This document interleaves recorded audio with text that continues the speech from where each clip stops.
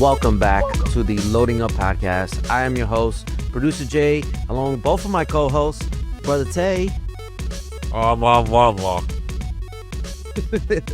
and Brother Zay. Y'all doing okay?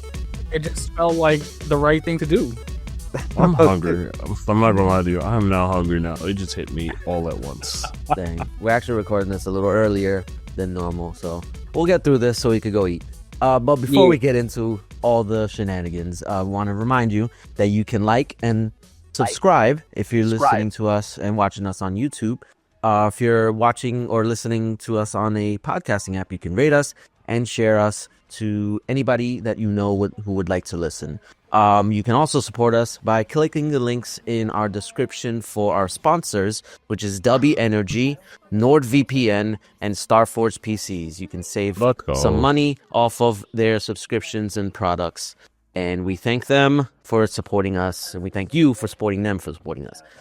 That being said, what have you guys been playing? Oh, and we'll start with Tay, because he hasn't been here in a minute.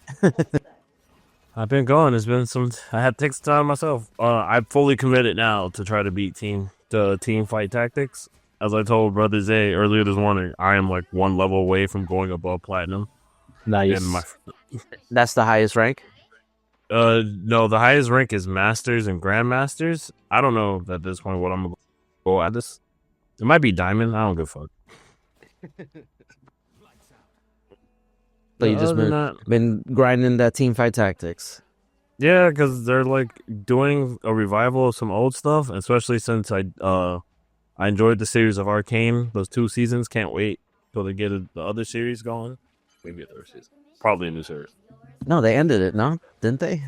They ended Arcane like that period of time, but like there might be another one.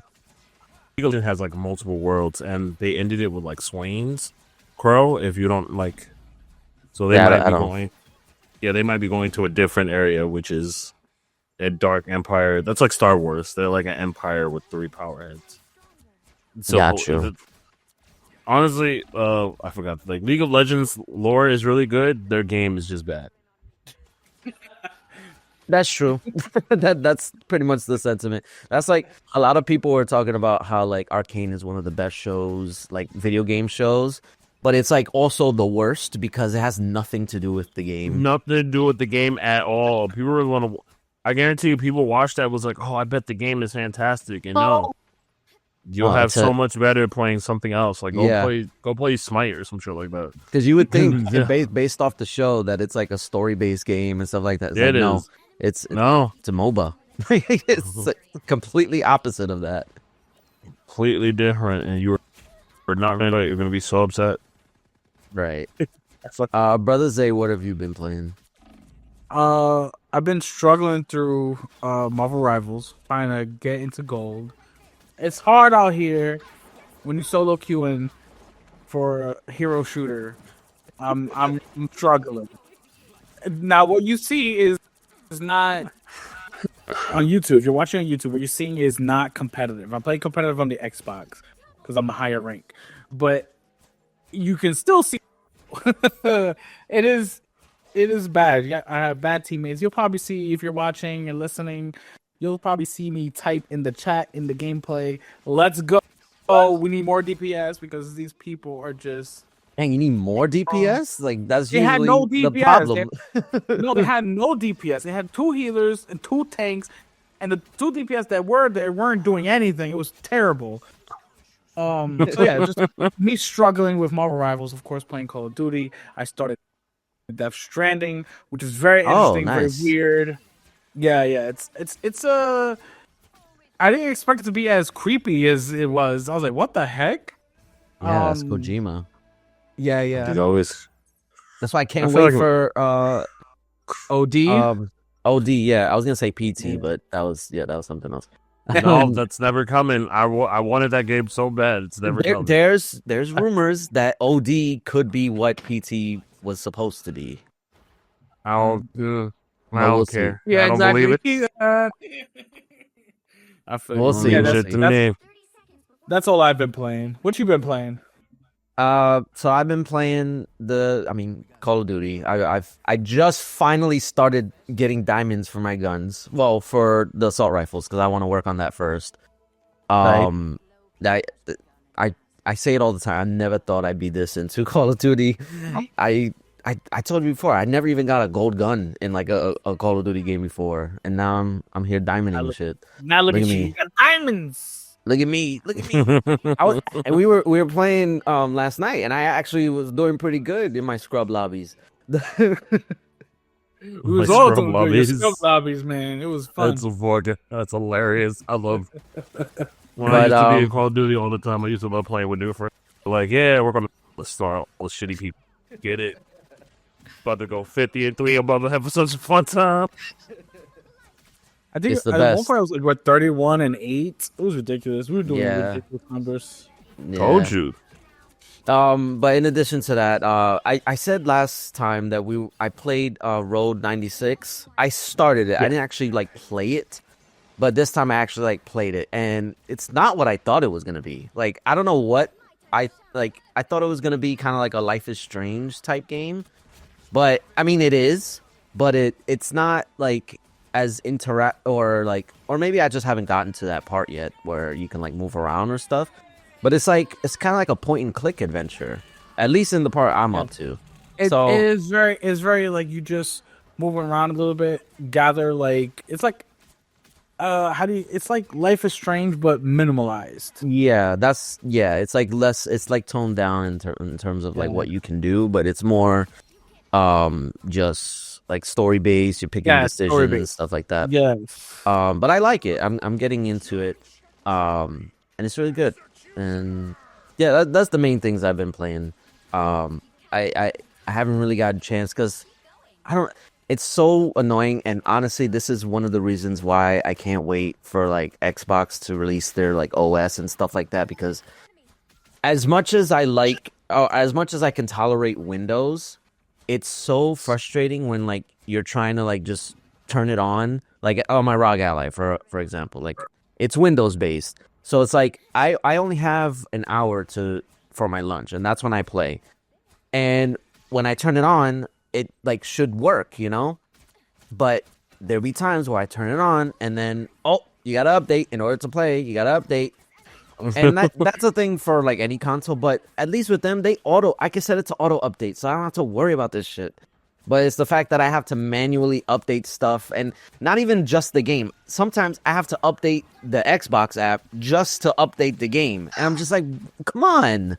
So, yeah, it happened multiple times this week for whatever reason. And it was very annoying. It's a lot of first world problems, man. Yeah, very first world problems for me. So I haven't really had time. All you gotta do is before you leave for work, make sure everything's updated. That's it. Man, no, I ain't got that kind of time. I ain't got that kind of time. I only got like 20 minutes after I drop the kids off from school to get ready for work, so it's not that I got time. Good. But yeah, I mean, I want to play more games. I want to finish Elden Ring. I keep saying I'm gonna go back, and then I don't. But my brain forgets you don't drive to work. Yeah, I don't drive to work. I could technically, but then it would cause issues like with scheduling elsewhere, so I don't. Yeah, I just realized that. I was like, oh, that's right. He doesn't drive to work. Yeah, no, because like so before, the reason I didn't drive to work is because the alternate sides, and I can never find parking at my job. But the alternate sides expire when I start my new start time. So I was like, I could technically drive in because by the time I get there, everybody would have been moved already, and there'll be free parking spots everywhere. So I could if I wanted to, but I won't because I want to save gas. I was like, save the money. Save that money. Yeah. Affect it. Facts. All right. So should we start with the biggest news of this past week? Yeah, we probably should. Well. Yes, the Nintendo Switch 2. It's real. It's not leak. It has been revealed by Nintendo. They showcased like a 2-minute video showcasing how it looks compared to the original Switch, and it was sort of like just morphing into the Switch 2, which was really cool. We got to officially see what the Switch 2 looks like. No other news, literally just what it looks like, and then letting us know that in April, I think it's April 2nd, we'll be getting a Nintendo Direct to be talking more about it. Some interesting things that popped up was that people noticed it had two USB-C ports, one at the top, one at the bottom. Obviously, a very larger screen, magnetic Joy-Con attachments, and what looked like a large kickstand in the back, not just a little step like it has currently. That broke almost instantly whenever you try to use it. Never used it because it would probably break. Exactly. It snaps off so easily. And it's like you think you break it and then you could just snap it get back in, but because it's so easy to snap back in, like I feel like that's the reason why it falls out.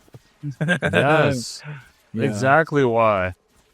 Yeah, so a lot of things. They didn't showcase any games, but during the reveal, they did put it into dock mode and showcase what looked like the new Mario Kart. I was saying. Yeah, that was a new Mario Kart. There was a Mario Kart looked different. Yeah, there were new models. Yeah, it definitely had to be brand new Mario Kart.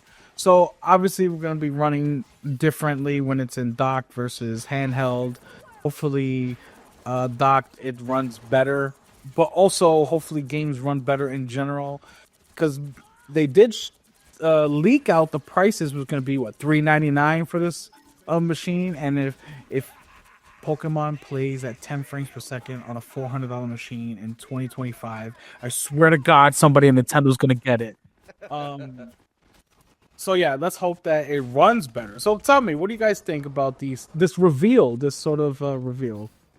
Hey, you go first. I'm very excited for it, honestly. I'm more like the Switch itself is, be honest, is just a bigger version. That was the only joke I had in my head for it for a long time. I was like, oh, it's just a bigger Switch. Like a Switch XL. Yeah, that's all I thought. But like all the other stuff, since I've always had Nintendo games, I look forward to see what comes out of this. Because like, not to be honest, the consoles itself have never been aesthetically pleasing. This is true. So I look forward to. My most forward part is like I wonder what games will come out for it, because normally when it comes to new consoles, there's always something new that kind of exciting that comes with it. So that's why I'm really trying to see what games will they be released for it. Right now, it looks like a new Mario Kart, which that's probably more exciting than anything else. Yeah, for the people. But that's how I feel about it right now. I mean, they were, I mean, in addition to like the leaked prices, they said that there's going to be some games that are going to launch on it. Obviously some like third-party games that finally will be able to run on a Switch console, or Switch 2, I should say. But stuff like maybe like Grand Theft Auto or Red Dead Redemption or Elden Ring, stuff like that wasn't able to run on the original Switch now can finally be ported to Switch 2. So I expect those kind of games to be on there too. But in addition to that, they're talking about maybe Metroid Prime 4 being a launch title. I was gonna say like maybe Metro. I was like, if anything, my hopes, since we're gonna do Mario Kart, maybe a Captain Falcon game.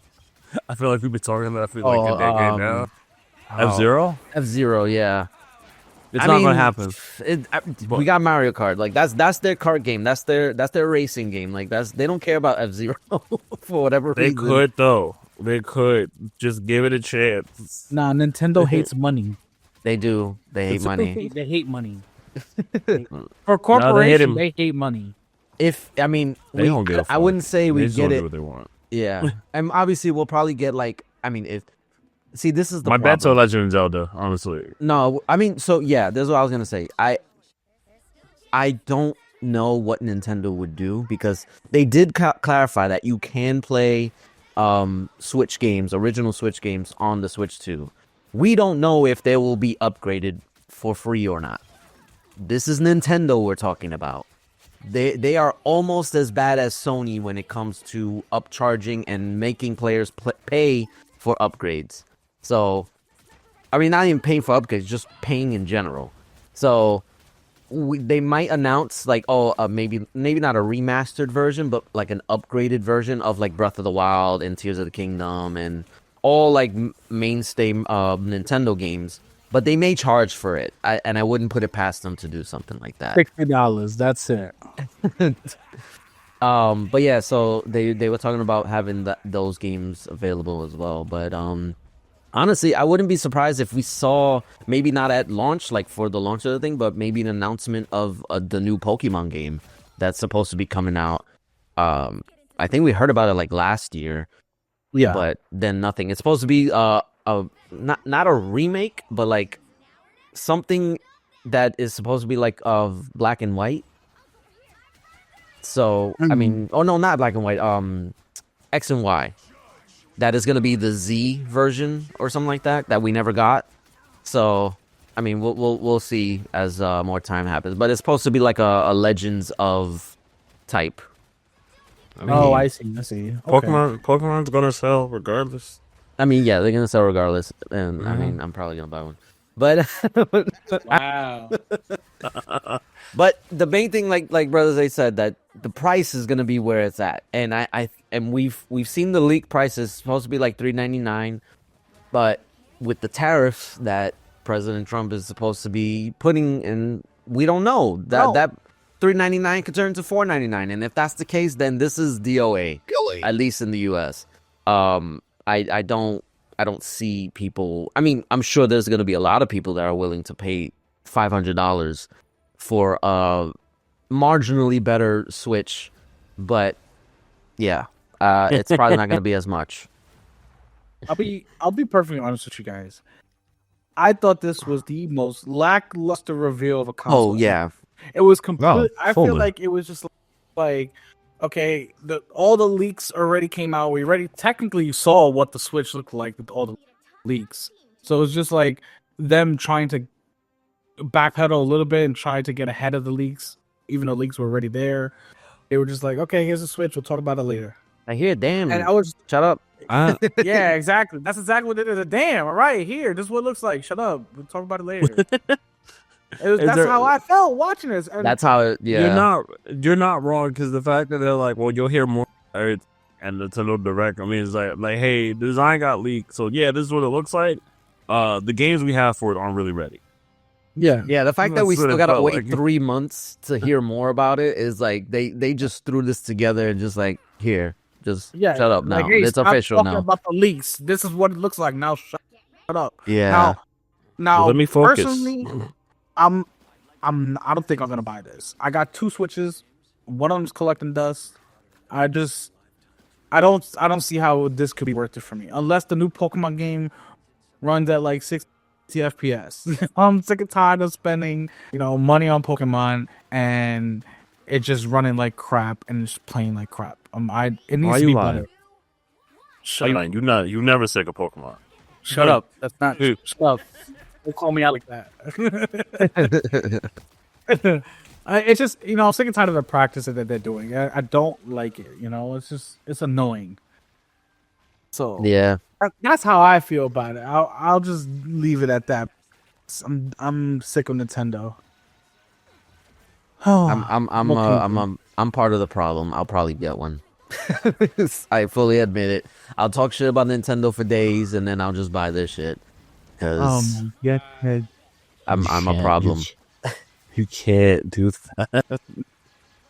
I need my Pokemon. Like, that's the reason why I stopped playing. If I can get, like you said, Pokemon at 60 frames per second, like it should have been, then I'm good. It would have been fine if it was just 30 frames, but Yeah, at if it least a was 30 solid. Yeah. No, it was. They said it was 30 We got like frames, but 15 at best. it was 24. But we really got 10. It was ridiculous. It was ridiculous. I can't do it. I'll do No. better than Nintendo. You know what would actually be interesting, because I heard rumors about this for a long time, but I didn't think it was gonna be like real.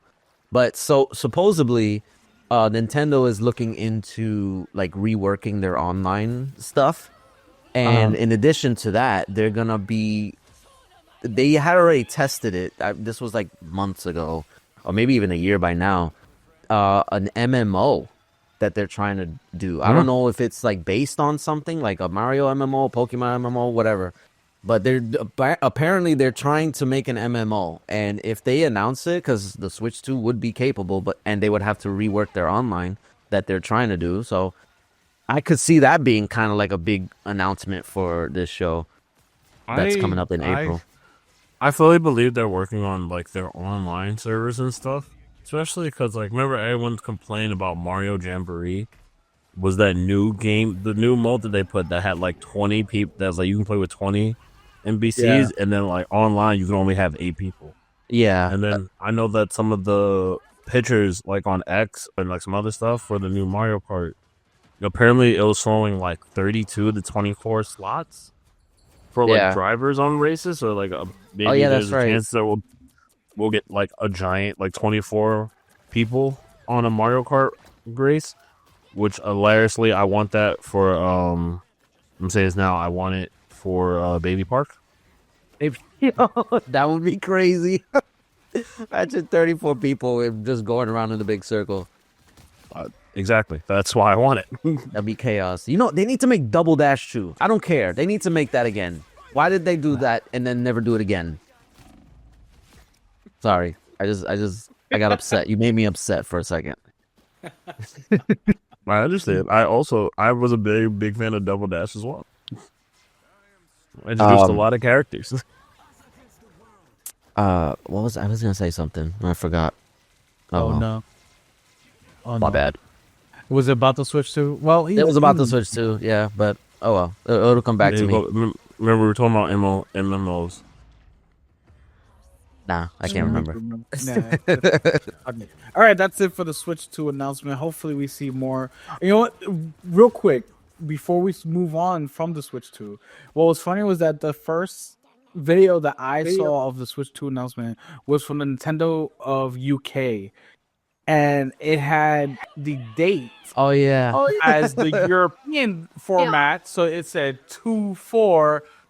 I was like, oh, okay, we only gotta wait till like a couple weeks and we get to see it.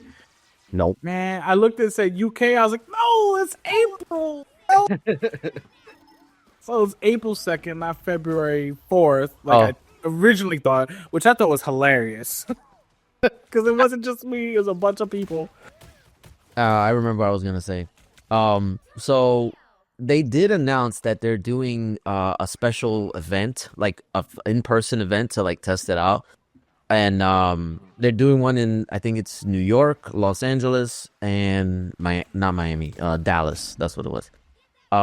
You can sign up. I actually did sign up for the New York one because it's on a weekend. So, and it's a raffle. It's not like you could just buy a ticket or get a ticket. Like you have to be drawn or whatever. So if you're interested, if you live near those areas, you can try it out because I think it's the weekend after that next showcase direct or whatever. That's interesting. It has like it's just random regular people, right? Well, no. So you have to have a Nintendo account in order to like sign up and register. But you can bring like up to 5 people with you. So I signed up for me and my family. So it'll be nice if I get chosen. It'll be a nice like outing for the kids, you know, to play the Switch 2, you know. Definitely, that would be dope. That would be dope. And if I do get drawn, I will definitely give you my impressions. I'm like, you better bring back something. I'm leaving with something. You better. I'm gonna steal a Joy-Con. Like, that's crazy. All right, let's move on to Microsoft filing patents. This time, people are wondering if this is going to be good or bad. This patent is for crafting and altering game narratives using generative AI. So, it just filed this patent. It's they filed it in December 2024. So they're not going to be using it right this second, but that means they have the potential to use generative AI to demonstrate and show game designers that they can use that AI for alternate narrative experiences as well as designs experiences. for designing interfaces for games. And I'm just like, I don't know if that's a good thing. I mean, it has the potential to be a good thing. Like, I see it as like being implemented in stuff like maybe Minecraft, where, or even like Pal World or something like that, where you can like just like use your like, or text, or even voice maybe, just to tell it to make whatever you're thinking, and then it'll just do it. And I feel like that's actually kind of cool, but the only thing is like it has to be implemented properly. Obviously, with AI currently, like there's a lot of limitations, and there's a lot of like trial and error in terms of like what you want it to create. Because I mean, we've all used AI. When you tell it something, it doesn't give you the exact result you're looking for right away. You have to kind of like tweak the text and stuff like that. So I feel like that'll be kind of like an issue, but it's like obviously it's learning and stuff like that, so it could like advance beyond that. But I think on the surface it could be beneficial, but obviously people might use it like for nefarious reasons, and then ruin it for everybody. Yeah, but not only nefarious reasons, but what if they decide to make a game only using AI? Now you got hundreds of people, writers, we're talking about artists, potentially out of a job because they're using just AI. Well, yeah, that is also an issue. Big issue for me. I mean, I think a big issue for any creator out there, As well, all right. So, I mean, obviously, we can only judge based off like how things are now. Like as it stands, AI is not there yet. It could be there, but we just kind of have to wait and see how this thing progresses. It's progressed a lot. I mean, even just in the past year or so. But I think AI in general in gaming, it has its pros and cons. Like obviously, one of the biggest issues is that game development takes forever, and there's like 5-6 years that we go before like between sequels and game coming out. Which it used to be like maybe a year, maybe 2. So obviously that's becoming an issue, and AI could speed up that process. Not could, actually, it will speed up that process, but at the cost of potentially having people's jobs replaced by an AI, because it really would make it less tedious to do certain tasks that you would normally have somebody do. So somebody would take like maybe 3 months to do coding and stuff like that, where it would take an AI a few hours. Obviously, that person is out of a job because the AI can do it faster. But I mean, this is similar to like automation. Like when the robot came around and started making assembly line stuff faster than a human could. Like, obviously, that was an issue, but it made things faster. Like it made cars faster, it made like machinery faster, and that's what happened. This is essentially the same thing. It's just there's no Henry Ford moment. Essentially, yeah. There's no way around it. Like it's gonna happen. It's just how do we minimize the damage? Ever heard of iRobot? I'm just saying. iRobot. That's. We need them 3 rules now. We need the 3 rules now, yeah. That should definitely be a thing. You know what? I want to have hope, and I hope that they implement it right, but the way the world has been going, I don't know. Yeah. I know. I feel you. Yeah. It's tough to be optimistic right now. It is. Especially with no, we'll get into that. We'll get into that later. Now let's talk about Shuhei Yoshida. He was on Kind of Funny podcast, and we reported that he left PlayStation a month or 2 ago, and now he's making the rounds, doing his thing, talking about his time at PlayStation, and sort of revealing things that I think he wouldn't have revealed if he was still employed. No. Yeah, I don't think he would have revealed it. And they should have definitely got this man to sign an NDA, because he was out there just... Yeah, he was spilling the tea. Yeah, exactly, spilling the tea, talking about live service, talking about or not talking, famously not talking about the failure of PSVR 2.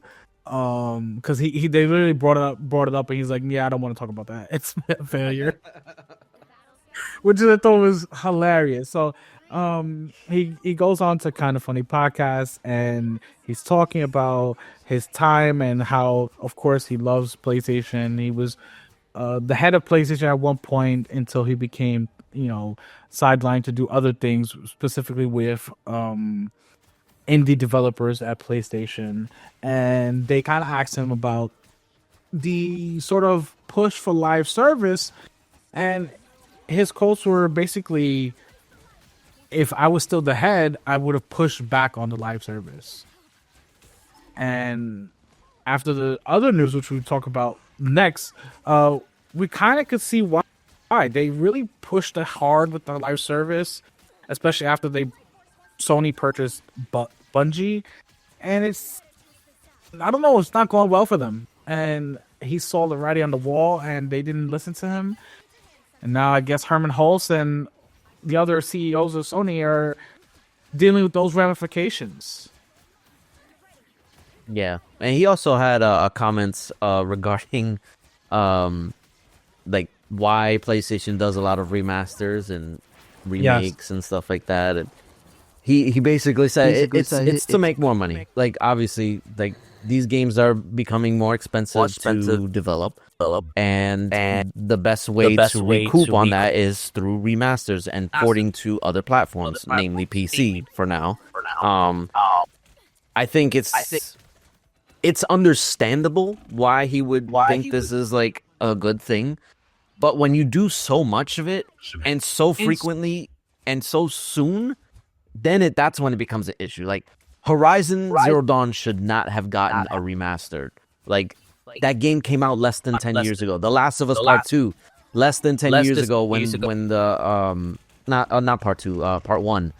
Less than 10 years when the first game came out. Like, it's like these do not need, of all the games in Sony's portfolio, these are not the ones that should be remade or remastered.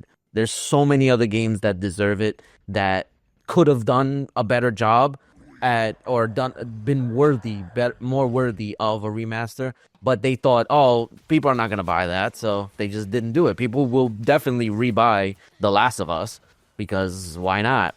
But he was basically trying to like defend the idea of it, and I didn't like that answer. I think that came off as more of like his Sony side, like he's being very apologetic to Sony because of his time there. So he's trying to like, run D for them at least a little bit. I mean, he's not entirely wrong. They do have to make money if they want to continue making games, and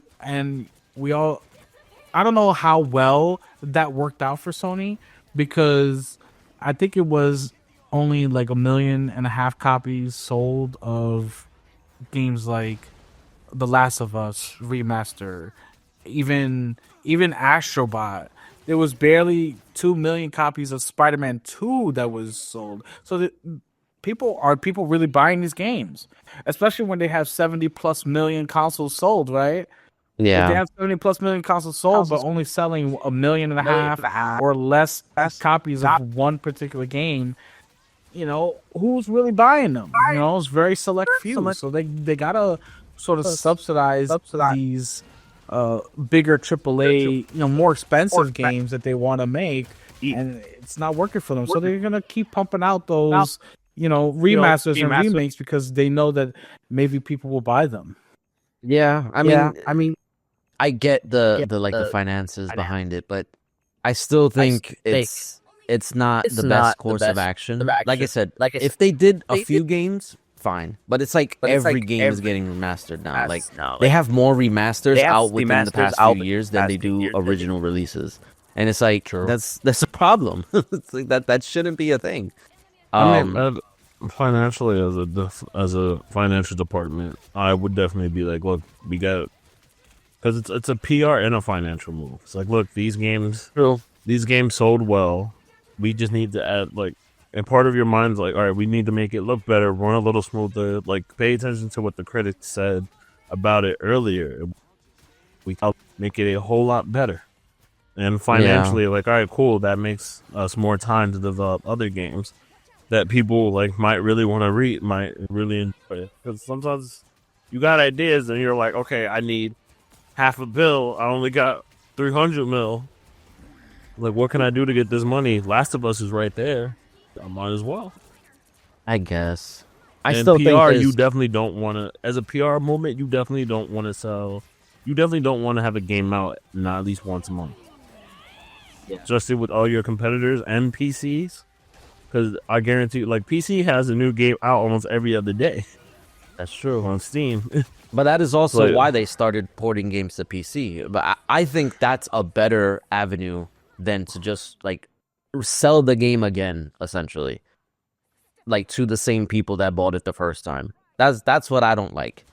I think if they want to see a bigger return, they need to embrace PC more. Because that's where people are willing to buy more games. It might be a contract thing. Nah, I think it's just a pride thing. They don't want to admit that they need PC to be financially stable. I mean, that too, but everyone has to realize that you can't just do everything by yourself anymore. Exactly. Yeah, I mean, they see that with the success of Helldivers 2.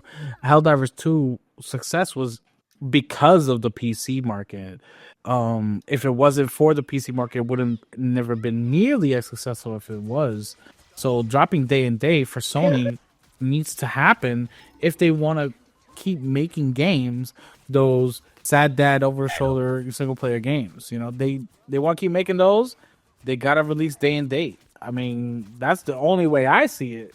I think Shohei Yoshida also sees that because he mentions Helldivers 2 in the podcast that he was on, and he said, you can't plan for success. We didn't expect Helldivers 2 to have the success. But it's like, how do you not expect it to have any sort of success when you released it both on PlayStation and PC? I feel like there's a disconnect at Sony. They have to look beyond just the console.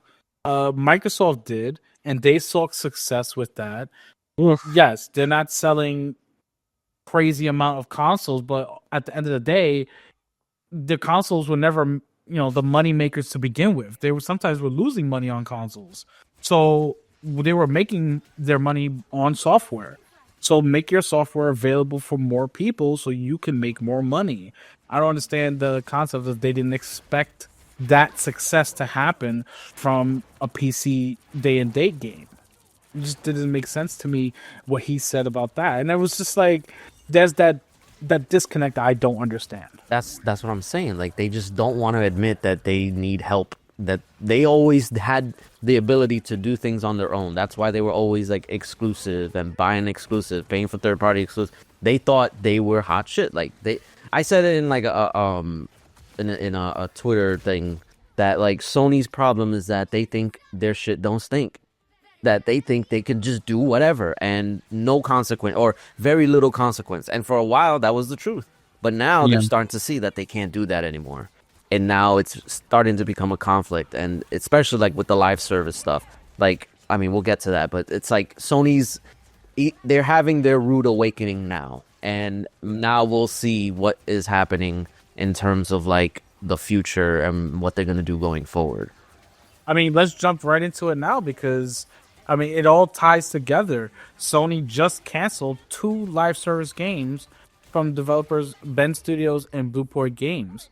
The studios won't be closed, though, but they did cancel their live service games. How many live service games is now that they canceled? So, been like 4 or 5. No, I think it's a total of 8 that they canceled. 8? Oh, yeah, they cut it in half. I remember. Bungie came in. They had 12 live service games planned. Bungie came in, looked at all of them, and said, all right, these got to go. So that was 6 that they... Yeah, they cut it in half when Bungie... Yeah.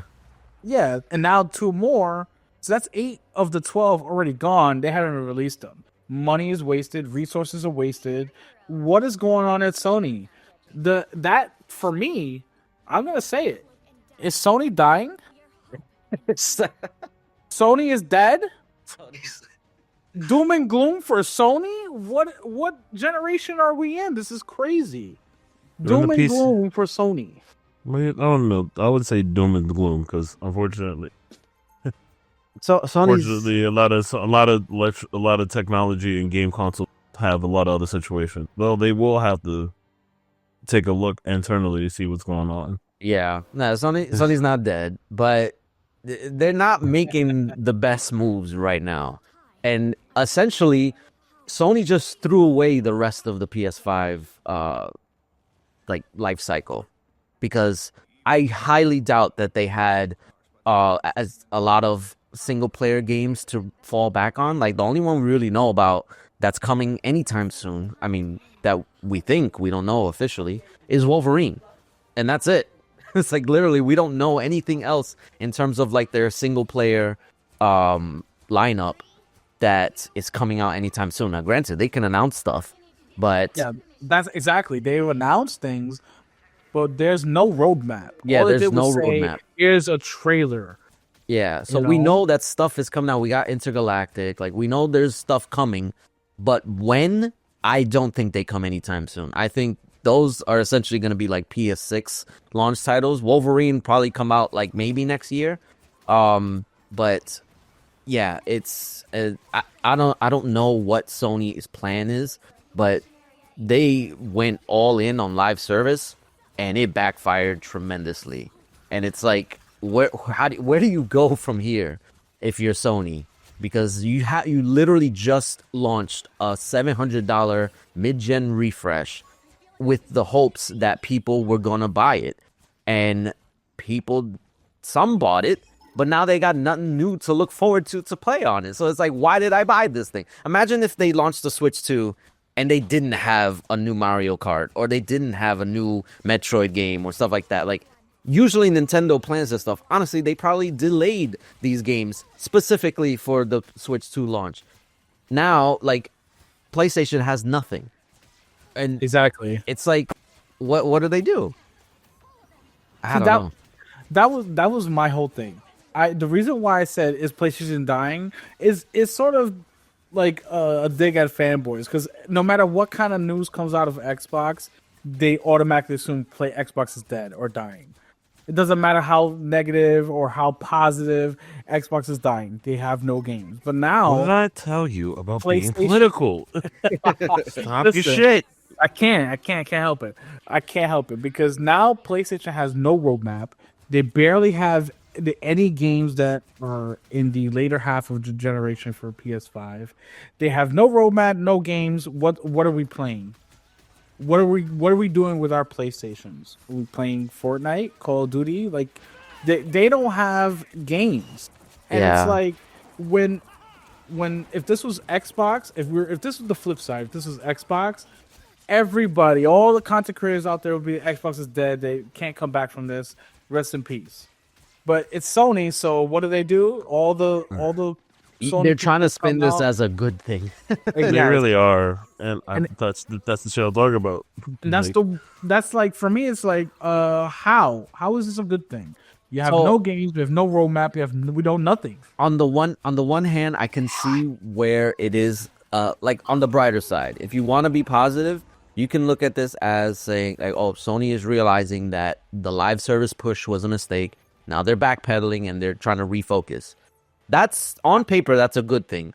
But it came at the cost of basically the rest of the generation. Like, there's going to be very little outside of maybe Sony signs third-party exclusives like they have been.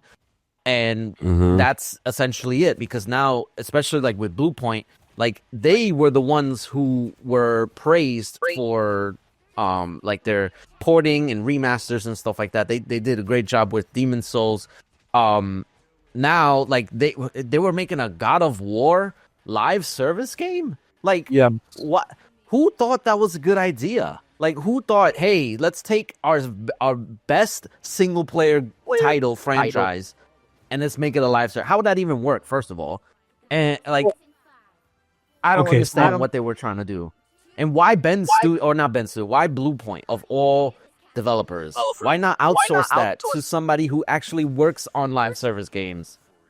Look, I thought it was a good idea. They'll be questioning my decisions, you know? It was your fault. Listen, they had a lot of opportunities here, right? To release good live service games. They had factions. They had these Spider-Man game, The Great Web. You know, Yeah. they had the opportunity to bring good live service games, but they didn't want to take the risk because they knew they were going to either waste more time, waste more money, and waste more resources, and they didn't want a failure. But you have to, with live service, you have to fail. Not every live service is going to come out of the gate swinging. You're not going to be Fortnite wasn't successful when it first came out. It is still in beta form. Sure, it is very, very popular now, but when it first came out, it wasn't popular. It was terrible. Yeah, It was a terrible game. I can't think of any live service game that was successful out the gate. Like Exactly. every Even if- game struggles. Look at Fallout 76. It struggled for years. Now, as a matter of fact, this past year, 2024, is when it finally started to get really good, to have better content, more things coming out for it. Lots of people flocking to it. Yeah. Live service does not start successful. It is an uphill battle, and you have to be willing to stick with that in order to make it successful. The same way that Epic did with Fortnite, the same way that Microsoft did with Apex. Sea of Thieves. Yes, EA with Apex. You have to stick through the hard times in order to be successful with live service. And Sony's Apex. like, let's just pull it. You know? Yeah. And- Apex was ass. Yeah, it was for a while. God damn, I just remember Yes. that. Oh god. Yeah, so you have to be willing to fail if you want to succeed, because if you don't even try, you've already failed. Because now you have us gamers waiting for games even longer, because we already know it takes a long time to develop a game. And it's Yeah. going to take even longer now that these studios are basically wrote back down to zero. They have to work on something else. So Yeah. who knows when we'll see another game from Ben Studios or Bluepoint. Like, it's really up in the air.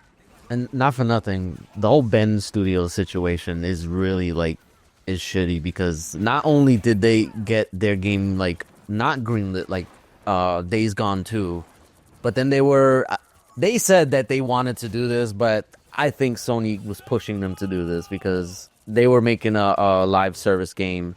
I forgot, did they say what it was? I don't see anything about it. I know Bluepoint was making the God of War one, and then Yeah. Ben Studios was making another live service game, and then they were talking about it like, oh, we're cooking and stuff like that, and then now this gets canceled.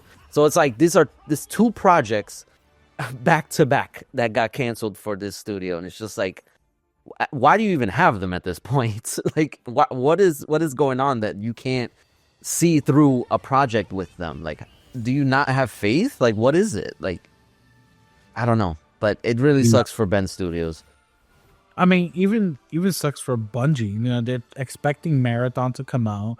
They're doing more playtests this year for that. But who knows? What if the playtests don't go well? And now Bungie's looking terrible. You know, that's another live service game canceled. How many more live service games are they going to cancel before they realize they screwed up big time going down this direction and they need to completely revamp and start over? That just means that PlayStation gamers will not have any games unless it's a third-party deal that Sony did. Yeah, Which is crazy. You it is crazy. Potentially $550 for the base PS5 or $700 for the Pro for absolutely no games. Just to play freaking Fortnite and Madden and NBA, the same old games you played before, but now it's slightly better resolution, maybe. I don't know. No, the Pro is worse I'd rather- resolution. Oh yeah, in some cases worse It was resolution. worse resolution. It was definitely worse. I swear to God, if someone brings up Madden again, I'm. Listen, we talk in length about this. Me in particular, is because if it wasn't for my son playing on the PS5, we would not be using the PS5. It would be collecting dust. All right, I played the exclusives. I played them all, and after that, I'm done with it. You know, so after Spider-Man 2, I had nothing. Yeah, I that's literally me had too. nothing. There's no reason to turn it on.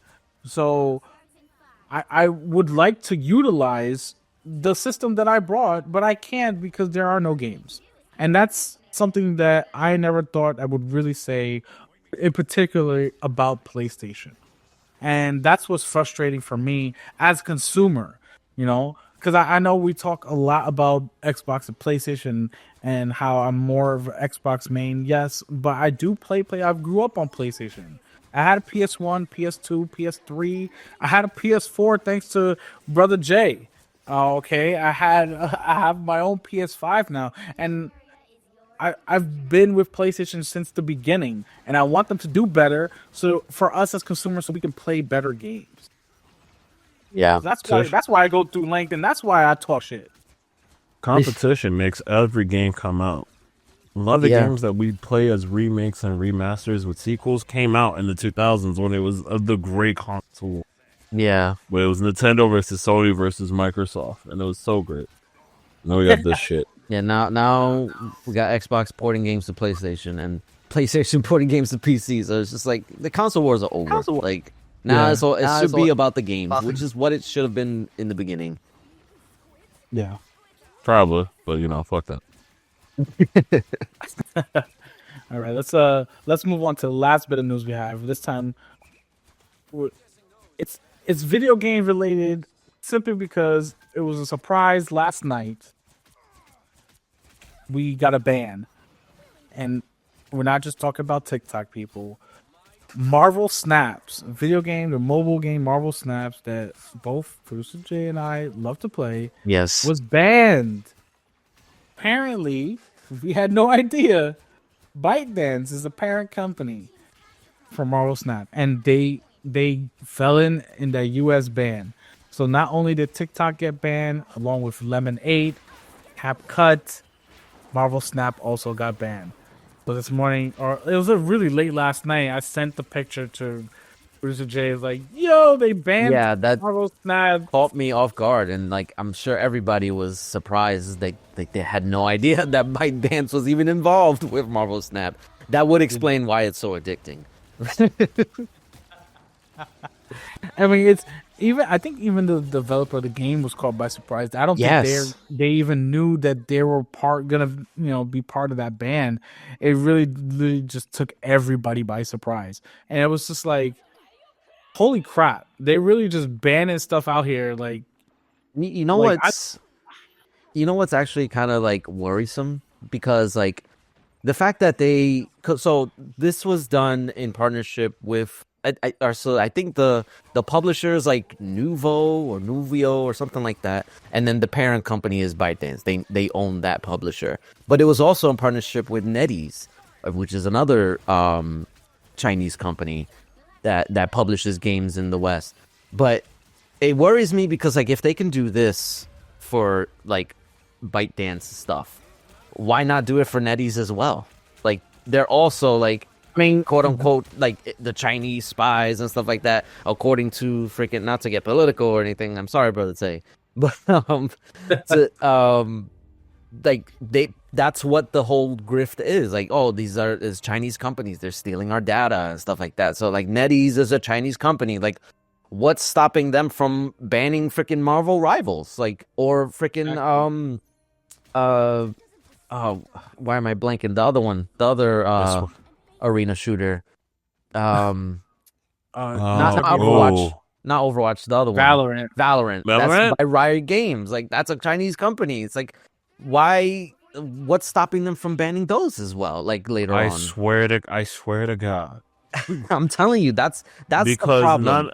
none is Riot also Chinese. Riot also runs other games. Like the one we talked about, I talked about earlier, Teamfight Tactics.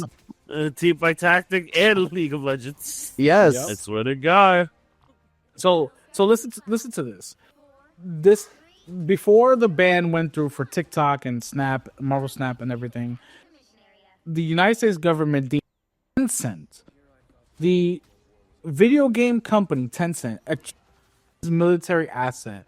So who's to know how many more games, how many more apps, and how many more of our will be taken away from us just because they don't like it. I mean, the funniest thing is they're literally doing what communist China would do. Yeah. Exactly. That's the funny part. It's so ironic. Exactly. Because Now, look, TikTok we're getting is political. banned in China. You cannot use TikTok in China. So you're following a communist country's ways. Like, come on now. You know, it's getting political because we're talking about games and the TikTok bans, but this is absolutely ridiculous. Yeah, this has a wide reach, and that's the problem, and that's why it's a little worrisome. But supposedly this ban is gonna be lifted or postponed or whatever. So I mean, we'll find out. But still, the fact that it even happened is the issue. Yeah, it's really. You know, we play these games for fun. We play these games just to sort of escape the reality of and the BS of everyday life and work and all this other stuff. And yet, it's just getting banned. We're literally, they're literally pushing us to, you know, going against the government simply because they want to ban all this stuff. Yeah. It's just ridiculous, and I think we should end it there. Because I'm getting pissed. Yeah. Before we start going into a rant about governments and stuff like that. Yes. This is not the place for that. Before we're flagged and that's it, FBI's not going on door. So that will do it for us. Not again. I don't want them at the door again. you can like and subscribe if you're watching on YouTube. You can share us and rate us if you're listening on a podcasting app. You can support us by supporting our sponsors in the description, W Energy, NordVPN, and Starforge PCs. We thank them for supporting us. We thank you for supporting them for supporting us. That'll do it for us. We'll see you guys next week. Peace. When the crack comes running in. When the crack